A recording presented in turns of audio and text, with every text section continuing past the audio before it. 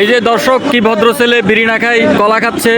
এভাবেই তারা তাদের স্বাস্থ্যের সচেতন, তারা সিগারেট খায় না, তারা খুব ভালো ছেলে। আচ্ছা, এই যে আপনি সবাই খাচ্ছে বিড়ি, আপনারা খাচ্ছেন কলা, ঘটনা কি? ধূমপান স্বাস্থ্যের জন্য ক্ষতিকর। আর কলা?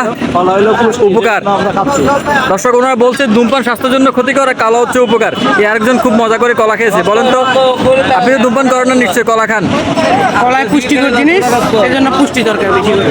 এখন আপনি আগুনের নিউজ কভার করে আসছেন, এখানে অনেক ধোঁয়া লেগেছে, ধোঁয়াটা কাটবে কলা, তাই তো? অবশ্যই হ্যাঁ দর্শক, জীবত কাটবে কলা। দর্শক আসলে ওনারা ভালো ছেলে, ওনারা সিগারেট পান করেন না, ওনারা কলা খান।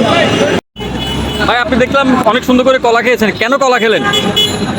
এই তোমার ভিডিওগুলো দেখে আসলে আমরা উদ্বুদ্ধ হয়েছি, যে কারণে কলার খাওয়ার পুষ্টিকর জিনিস, সেই জন্য কলা খেলাম।